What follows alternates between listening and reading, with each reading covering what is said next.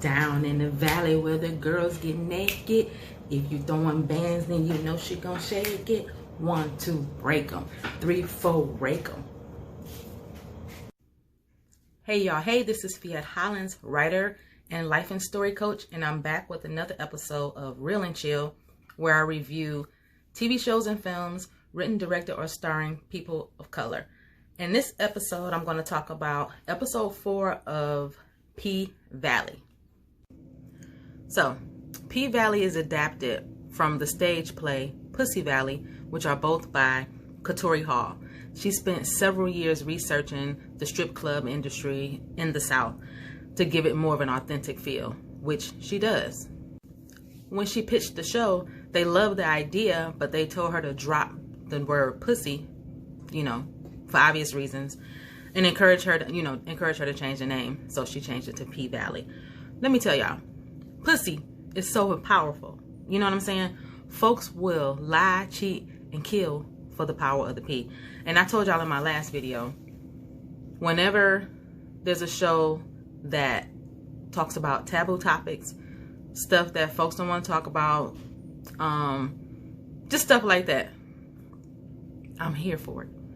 So what better show, what better topic than pussy, strip clubs that are more taboo? This is a great show. So they started out the gate 1.1 seconds in. It started off with the song Fuck That Nigga by City Girls. So you knew the episode was going to be on that tip. And it set the tone for that scene for real. And you can pretty much make it the tone for the whole episode. So there's this dancer named Keyshawn. She's actually one of my favorites, if not my favorite, because I'm not gonna get into that. But I just like Keyshawn, aka Mississippi. That's what her, her name, her club, her stage name is. So the scene starts out with her giving this guy a lap dance, and the entire time while she's giving him a lap dance, he's whispering in her ear saying, "I don't see why I have to pay you to take your clothes off," and blah, blah, blah, yada, yada. And she's pretty much looking like, dude, this is my job. So Mercedes, who is the club's star, she is the ish at the club. She sees what's going on. She's about it. She has that type of personality. She comes over and she's just like, "Look, dude, drop her some money. Like, stop all that talk and drop her some money." And he's pretty much just like, "It just makes me sad to see so many women demoralizing themselves." Pretty much that whole tone. And Mercedes is like, "We ain't trying to hear all that. You here, pay this girl her money or whatever." So they going back and forth, blah, blah, blah. She's like, "You must don't have any money." He's like, "I do have money." They going, whatever. And Keyshawn, Mississippi, her personality is just like, she's just so demure and mild-mannered. "Oh, don't worry about it." And Mercedes like, "No, pay her some money." Okay, they go back and forth. The dude proves that he has money, and he drops the stack on the floor. Bam. Mercedes like, "Pick that up. You don't disrespect her like that." Bam. So there's the bouncer. His name is Diamond. Don't ask me why his name is Diamond. But the fine bouncer, Diamond, he's never too far away. He always has the girls back. And especially because you can see he has this budding interest in Keyshawn. He comes over. He like, "Pay the lady." And the little punk patron is just like, "You got jokes." Like, he's really just looking down on these women, right? Which a lot of people do, but he's looking down on her. And Diamond says, "I'm not gonna say it more than once. Pay the lady, pick this money up, give it to her, blah, blah, blah, yada, yada." And he tells Diamond something along the lines of, "If you gonna jump, nigga, jump." I said, "Oh, he must don't know." So Diamond grabs him by the throat and like elevates him in the air like, "This ain't what you want." So needless to say, he picks the money up and hands it to Keyshawn, because you're not going to treat Keyshawn like that. You're not gonna treat none of the ladies like that, but you're really not gonna do that to Keyshawn because Diamond has a soft spot for Keyshawn. So it set the whole tone, and that's why I feel like the song "Fuck That Nigga" was played, because he was on some stuff. But the theme of the episode, I think, is worth, if I had to put a theme on it. Each character was going through their own level of self-awareness. So with Keyshawn, she feels like she's just a pretty face. She doesn't have a plan B or backup to what she's going to do, you know, after stripping. She's in an abusive relationship. Oh, I talk so fast, I gotta slow down sometimes.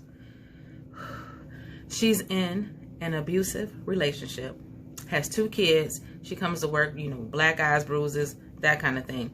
She really doesn't see her worth.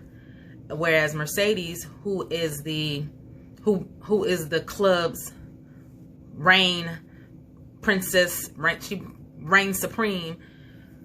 She is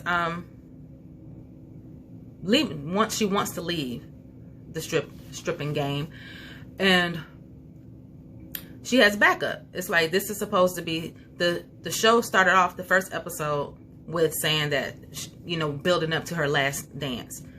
This is supposed to be her last dance. This is the day. So she has this dream of opening up a dance studio for youth. So she's been stacking her money. She's pretty much just like trying to tell the girls, look, the 7 years I've been here, I've been stacking my money. What are y'all doing? Like, y'all got to do something after this. And that's pretty much her stance.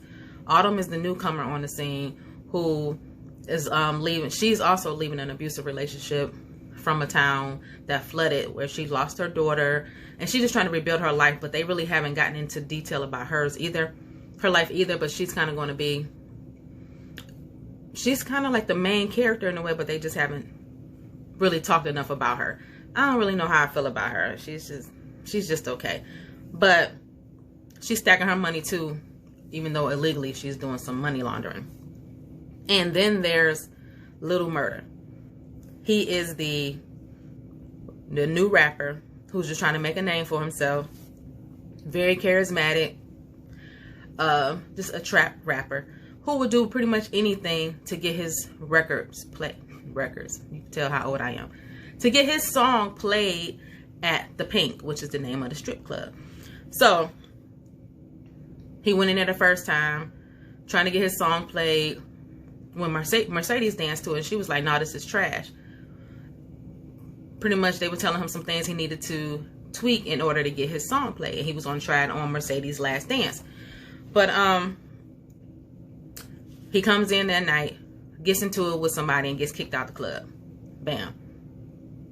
So he tried to get before he got kicked out, he tried to get the DJ to play it on Mercedes' set. And they like, no, last time we tried that, and Mercedes was about to beat the DJ up, because she has that much clout, because she brings in top dollars to the strip club. So anyway, hot-headed Little Murder gets into it before he can, you know, get his song played. But it all kind of worked out though, but I'll get to that in a minute. So when I said he'll do anything to get his record played, song played, whatever, y'all know what I'm saying, that includes him getting real close with Uncle Clifford, which is the club's flamboyant owner. Now, Little Murder and Uncle Clifford, they gets down in the Pink. It was this really raunchy, steamy sex scene. So my thing is, okay, Little Murder is, his character is that of one that's on the down low. So my question is, I don't know if he's on the down low because he's doing whatever he needs to do to get his record played, or if he's really on the down low. I guess down low is down low. I don't, you know what I mean? But I want to know if he has a genuine interest. I'm kind of thinking that no, he doesn't have a genuine interest in Uncle Clifford, but he's an opportunist. That's how I'm looking at it. So Uncle Clifford is the Pink's flamboyant club owner, like I said, and he is in debt and at risk of losing the club for various reasons, for, you know, mishandling his money, and because there's a development deal going on where they're trying to wipe out the club. And especially since now he doesn't know what he's going to do because Mercedes is trying to leave, which is Mercedes' last dance. So the Pink is located in the Bible Belt. It's a fictional town in Mississippi called Chucalissa, something like that. So Mercedes is dealing with, she's trying to leave the strip club because she wants, a better life for her. She was just using this as a means to an end. But she has a mom who is heavily into church. I'm using that in air quotes, heavily into church. But while her mom makes her feel bad about stripping, her mom doesn't have a problem with taking her daughter's money and putting it into the church. So she got a loan from her daughter, which is Mercedes, of $20,000 so that the church could secure a bigger loan. And she was supposed to pay it back. So this just messed up. Mercedes, this is the last dance. She's been preparing for it. She already went to seek out the building that she wanted. She put a bid on the building, was saying that her mom was supposed to get his money back. She was getting his money back. She's going to get this building. Today is the day. She was calling her mom all day, but you already know her mom was ignoring her calls. Come to find out, later on that night, she found out that she lost the bid to somebody. It was like a matter of minutes. She went to the place to meet the realtor, and she's just like, hey, my mom about to pull up and give me this money. And then come to find out her mom comes out of the building. So she ended up losing the bid to her mom because the mom ended up taking the money that she was supposed to pay her back.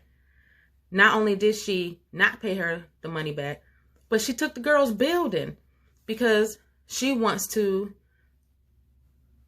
open this church of her own, because the church that she goes to, they don't see her value. That's why I said the episode is about worth. Everybody is seeing their worth in a way. It's like you can see your worth and know that, okay, you're not respected or seen at this church, but don't take your child's money and the building, and that's low down dirty. But however, that just speaks on the trauma and the broken mother-daughter relationships that is prevalent in a lot of families, sadly. So not only that, it's creating this generational cycle of broken relationships, because they revealed in either the third episode or the one before that Mercedes actually has a daughter, but she doesn't have custody of her. So it's just creating this generation of broken relationships. So on the night of Mercedes' last dance, everything is set. Everybody's excited. The club is getting hyped. People are coming in. Mercedes leaves because she has to meet with the realtor. And she finally gets in touch with her mom. Her mom calls her and says she's about to meet her at the spot. So she leaves because she's just like, okay, and I got to put this bid in for this property, for this commercial building. Come to find out, her mom is the one that outbid her the night of Mercedes' last dance. So because of their broken relationship, because of their toxic relationship, they get into a fight and they both go to jail. So Mercedes' last dance doesn't happen. However, on the back end of that, Mississippi, Keyshawn, she ends up stepping in to, calm the crowd down, because everybody is here for Mercedes. So she goes in, she kills it. But at the same time, that gave, they played Lil Murda's song for Mississippi to dance to. And Lil Murda, even though he was able to hear it when he was outside because he got kicked out, again, that's why I said this show is about worth. He's really passionate about being a rapper, getting his name out there in the streets. And you can feel the emotion from all of the characters on all of the things that we're going through. They all had their own separate, story, of course. But the show does a good job at conveying the emotion. So while he's outside cooling off from getting into a fight, he hears his song being played. And you can just see how excited he was and how much work he put into it and how proud he was of himself, even though he wasn't in there to actually hear it, but he can hear it. Do you know what I mean? So I thought that was great because that's how he got his chance to get his song played, because what's going on the back end was, you know, with Mercedes, because had Mercedes danced that night, he would not have had his song played. So I thought I like how that unfolded and how that played out. But at the end of the day, that is why it's important to not only know your worth, but know who you are, because how you see yourself is the only view that matters. And that's period. So whether you think you can or whether you think you can't, you're right. That's all I have for this episode. It was the best episode so far. Like I said, this is episode 4. I'll be back next week for another episode of Real and Chill. Bye.